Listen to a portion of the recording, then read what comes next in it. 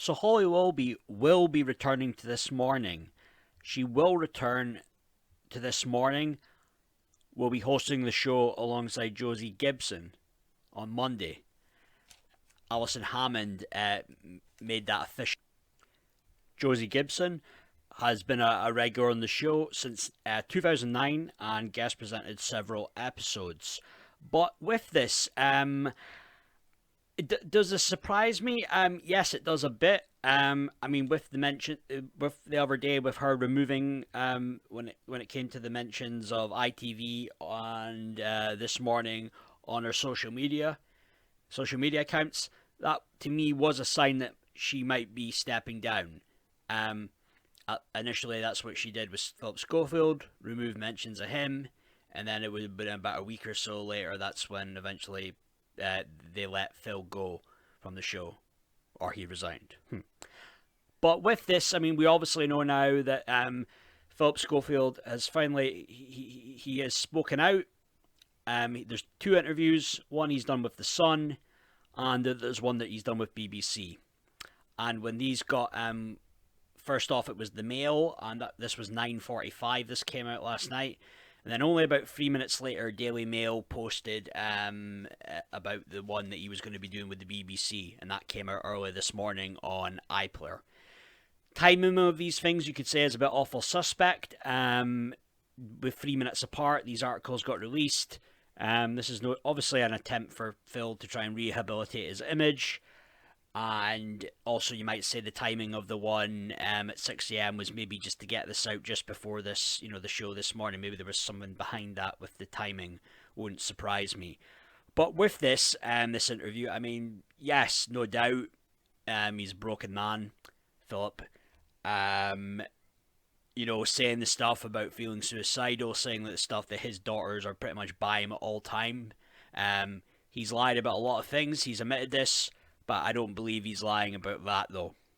But with this broken man, he's saying he's lost everything. That's more or less correct. But with Holly Willoughby, though, not that long after that came out, the interview they did with The Sun, you see this picture here. She went to her Instagram to post this this picture about this hair product that she promotes, because that's what it's all about with Instagram. These celebrities are going to get paid, and you can get paid quite a lot of money to be posting, to endorsing these products. I don't think she's quite making the money on posts that Kylie and Kendall Jenner make, but I'm sure it's still pretty good, decent dosh that she gets for it. And so she was just promoting this product. So I think obviously she probably knew what she was doing.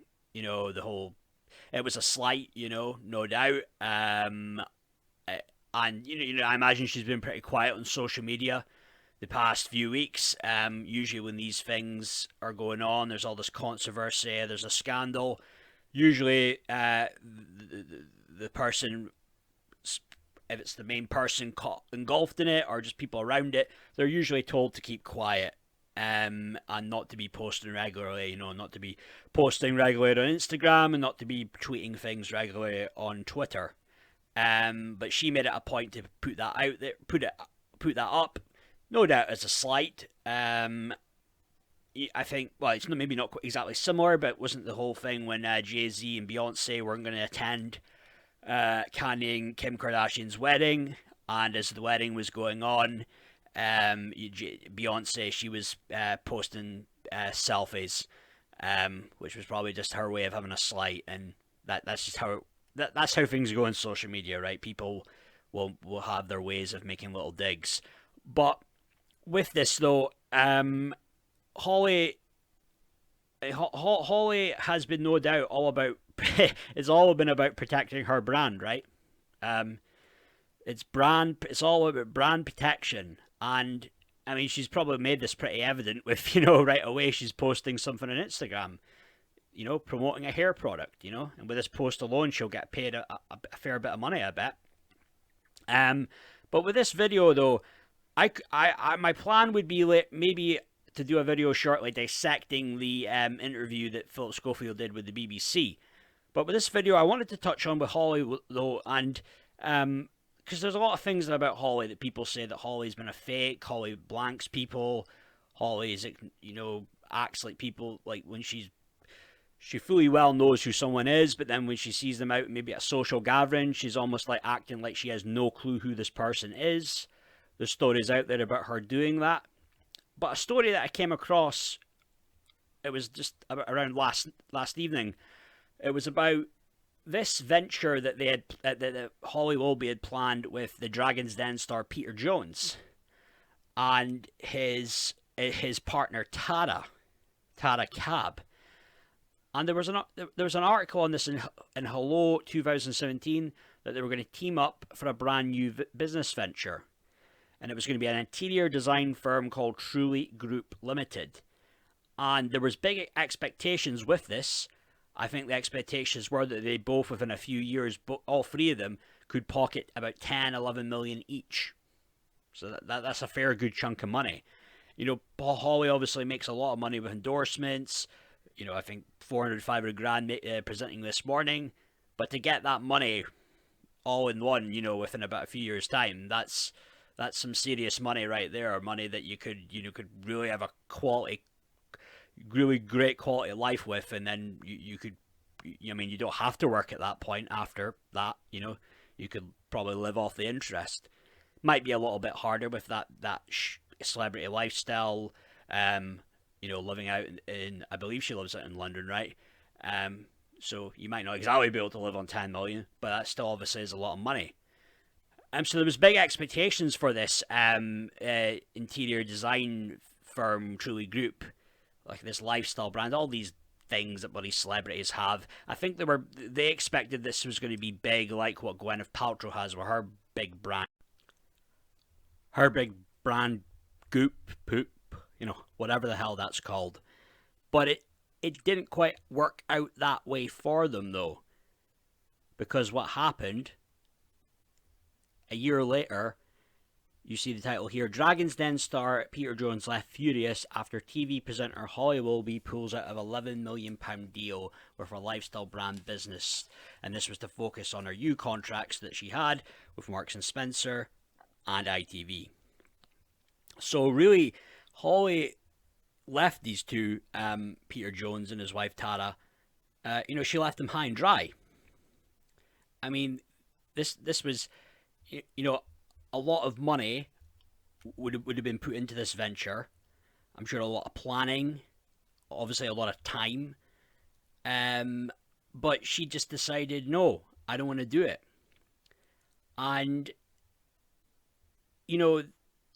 you might say, well, because Holly made the whole thing about, oh, I need to step back and focus and spend time with my family. It's like, yeah, I get that. You could make that argument, but then at the same time, you should have known that before, I mean, this was going to be a big thing, because she was fronting it, and then you obviously had Peter Jones, that he was, Peter Jones was the one, putting up the money. And then and his partner, whatever, Tara was heavily involved as well, but she just left them. And you see this title here. This was just an article from yesterday on the Daily Mail. It was Alison Boshoff, and it said, basically saying that Philip Schofield isn't the only one in the lurch when it comes, with Holly Willoughby. And that now with the Truly Group, their accounts, which were just filed last month, make sobering reading. And the company owes £1.4 million, huge rise in the previous year when it owed creditors £653,000, and it records just £260,000 in net assets. So it wasn't quite the big, huge success that they were expecting, I guess, that it was going to be. No, no one was going to be pocketing 10, 11 million pounds with, when you've got, you owe one overall, you'd be owing 1.23 million or whatever. I mean, there it is. They owe 1.4 million, just £216,000 in net assets. And And at one point they were apparently very close. Holly, her husband Dan, and then Peter, and then Tara. And Peter Jones had a 40% investment stake in Baldwin's TV company, Hungry Bear. Then he pulled out of it though in 2019, a year after Holly stepped away from the business. In the end, Jones was left fuming, and then the friendship was left in tatters. And Tara just straight up said that they're no longer friends. But she did try to take the high road in it, saying she would always thank her, and that she was just she ultimately Holly gave her the confidence to launch her own business. But to go from saying that this is going to be huge, all of us could make 10 million each, to boom, stepping away, and then the company is in the shitter.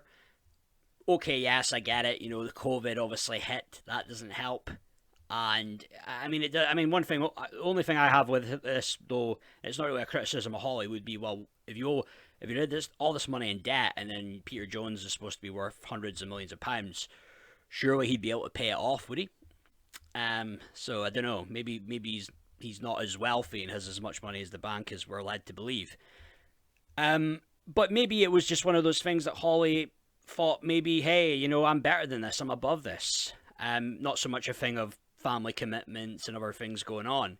Maybe it was just more, maybe looking at Peter Jones, thinking maybe his star power isn't on the same level. Because I think it's Peter Jones it's not like 2008, 2009 Peter Jones, when Dragon's Den, big show, and that's, when I think we say a lot more enjoyable and entertaining. So I believe Holly probably, I don't know if she started to see this as small time stuff. But again, she decided, and that's the one thing, very close friends. They went on holidays, they went to Barbados, went skiing. But in the end, she stepped aside, and Peter Jones wasn't happy, Bunny, and then that was it. The friendship gradually, I guess, it ended, with her and Tara. So I just wonder, is this a pattern here with Holly? Is Holly, when the going gets tough, or when all of a sudden she's looking at somebody and thinking, I don't know, what can you do for me? What have you done for me lately mentality? Well, then will she just, that'd be it. Will she vanish out of your life? If you're not doing something for her. It's all about, it is about brand protection. That's, Eamon Holmes said that in his interview a few days ago. It certainly is about brand protection. And I think personally Holly Willoughby should have just left it alone. Philip Schofield, whatever he may have done, whatever people say, think about him, when he's saying about, saying that he feels like he's had enough, come to the end, Christ, even Dapper Laughs was saying earlier on, that he felt that he I think he had a certain video out, and then he removed it, because he was starting to feel that maybe, because he speaks a lot when it comes to men's mental health, and that he would be a big hypocrite. And I think somebody should have told her, and maybe she just right away decided to do it. I wouldn't be surprised if she just decided to do it without anybody consulting her. But she maybe should have just left that alone though, and kept quiet. Because I imagine for the past couple of weeks she's been very silent on social media, apart from that kind of BS prepared, notes app thingy-majigger that she put on her Instagram story. But yeah, those are my thoughts, guys. So from what I see with Holly, quite frankly, I don't really particularly like what I see all that much with Holly. I did have a shorts video to saying, is Holly just like Meghan Markle?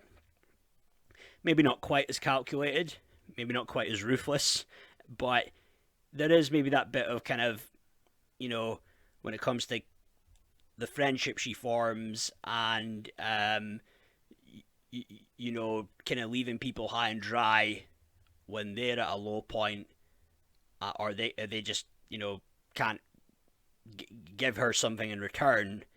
Then maybe it's not.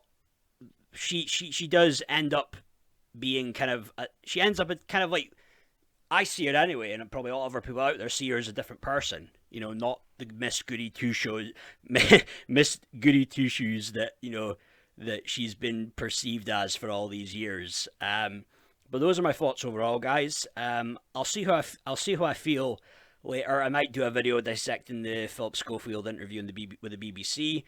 I'll be back with a live stream. I'll probably do it around some point Sunday evening, maybe around, I don't know, 7:30, 8 o'clock. But yeah, those are my thoughts, guys. Thanks. See ya.